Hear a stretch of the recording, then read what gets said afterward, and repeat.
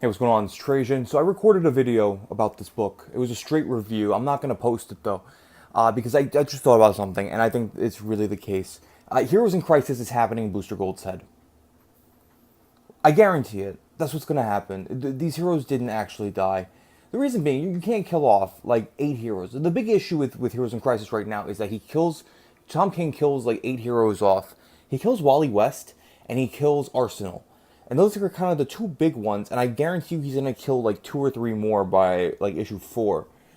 And I think we're gonna find out by issue 6 this is actually happening in Booster Gold's head. This is part of him kind of like losing control, getting cracked, and losing touch with reality. And I think Haley. Oh, wow, I was gonna call her Haley Williams, and I think Harley Quinn. I got Paramore in the brain. Sorry. I think Harley Quinn is basically going to be his muse and help him kind of work through it. Which could be a good story. It actually could be a really good story in and of itself, and I think with Clayman's art is going to be really cool. But, I don't know.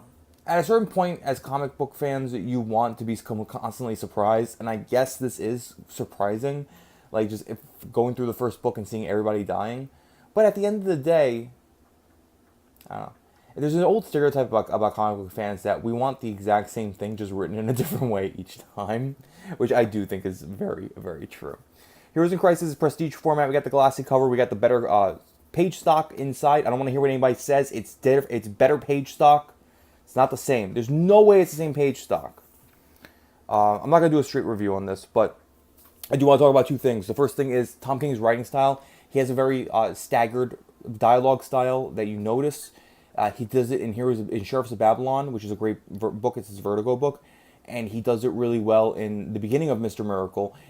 Where it fails is that it's very good at coming across as portraying people who have emotional trauma, which is actually really good for this book. But the problem is he uses it for every single character. It's why in Batman it's not working that well. Because Batman, we don't want to see emotionally traumatized Bruce Wayne, okay? We want to see Batman fucking shit up, and we want to see him using his detective skills, and we want to see him being fucking cool as shit, brooding in the background, being unhappy with his life, but being the Dark Knight that we need. So that's why it doesn't really work with Batman. But Sheriffs of Babylon, it worked really well because everybody basically had PTSD in Baghdad. And, what's it called? It worked really well in the beginning of Mr. Miracle because in the beginning, in the first 4 issues, Scott Free and Big Barda were undergoing like very, very traumatic things. I mean, Scott Free was basically about to be executed. He tried to kill himself, and Barda was dealing with that. So it worked out really well for those 2 things. But he does it with every single character, and it doesn't really work that well. Where it does work really well is these intake pages. He uses these intake pages as a framing device for the whole book. I think we have 4 or 5 of them, and they are great. They are really the standout pages. 9-panel grid, classic, old school, like Tom King likes, which I like also. But he does a great job of getting the characters across. The nice thing is, even though kind of the writing style is the same, each character does feel different. Hotspot feels different. Harley Quinn feels different. Booster Gold feels different. Arsenal, who I think had the best page, feels different. There's one more thing I wanted to go with. I wanted to talk about, and it's Superman. And it's what I think is the best part about this book. The best page of this book, and I think it really goes to, I think this is what we should have been focusing on. And maybe he will focus on it on later. He goes, look, Hotspot is confirmed. He had there's a thing he would say. Wasn't there? I can't remember. So this shows 2 things. First of all, in Hotspot's 9-panel grid, he talks about how he has this catchphrase that says, "I'm just heating up." And the catchphrase he reveals is because he's scared. And whenever he's scared, he says it. Because it helps him focus on what he has to do. We find out from Clark Kent that these are heroes. These are people who risk their lives every day. And Clark Kent, Superman, doesn't know who the fuck they are. And I thought that was really poignant. And I actually think that that's really cool. And I'm like, when I read this, I was like, whoa, this is like the coolest page here. Because it's true. You know, like Superman is super god. You know what I mean? Like he's the god of the DC universe, essentially. But even he can't be everywhere at once. He can't know everybody, you know? So it was just really interesting. And I really liked that. I really liked that a lot. Arsenal has the best page. It's the best intake page in the book. Arsenal's a heroin addict. He came back in Red Hood and the Outlaws #25 in a fucking amazing scene where he saved Red Hood from Batman. Long story. But, and then Red Hood and the Outlaws, the annual #2, which came out last month. Amazing. And it was basically an Arsenal Red Hood story. It takes place in between 25 and 26.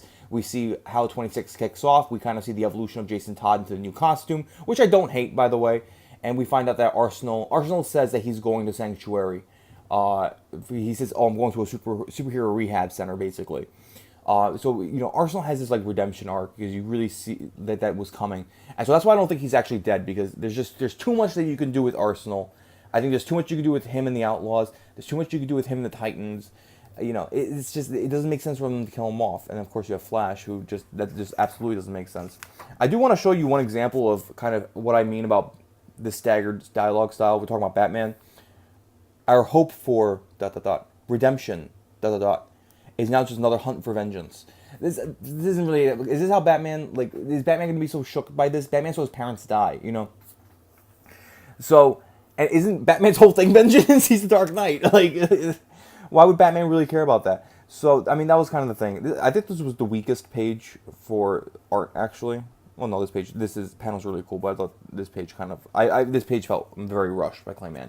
The rest of the art's gorgeous, though. You see how he draws Harley Quinn? Beautiful. This is the page where we get the reveal, and we have Booster Gold's intake page, which I thought was really fucking good, too. So, that's the thing. So, I do think that this is happening in Booster Gold's head. I don't think this actually happened. Booster Gold is an unreliable narrator, and this all seems to be told in his point of view. Even Superman, Wonder Woman, and Batman showing up at Sanctuary, it's still happening in Booster Gold's point of view, POV, because this is what he, the kind of like what he's writing from was that, so he knows about it. Anyway, so that's my pet conspiracy. I feel like I have a new conspiracy theory every single fucking video. But that's my conspiracy theory about Heroes in Crisis. It's happening in Booster Gold's head. We're going to find out by like issue 5 or 6, that maybe earlier, that this is happening in Booster Gold's head. And Harley Quinn is not actually Harley Quinn, but I think she's like the muse in his head that's kind of helping him to try to guide him through this trauma. And we're going to find him in issue 8 or 9, like laying like in the Sanctuary bed or something. And everybody's like really worried about him, and he has like a breakthrough. And I do think we're going to get some sort of story with Booster afterwards. I actually enjoyed the Batman Booster Gold story arc. I know a lot of people fucking hated it. I liked it. I actually liked it a lot. I thought it was very interesting. I thought it was a really good take on him. The only problem with it was it came off the heels of that Booster Gold, that really long Booster Gold storyline in was it Action Comics or Superman? It was Action Comics. It came off that really long Booster Gold story that should have ended 4 issues before it actually ended.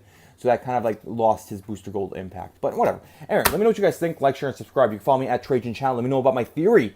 Does this happen in Booster Gold's head? They're not actually going to kill 30 characters, right? Right, Tom King? I'll catch you guys later. There's a lot of cleavage in this cover, and I am enjoying it.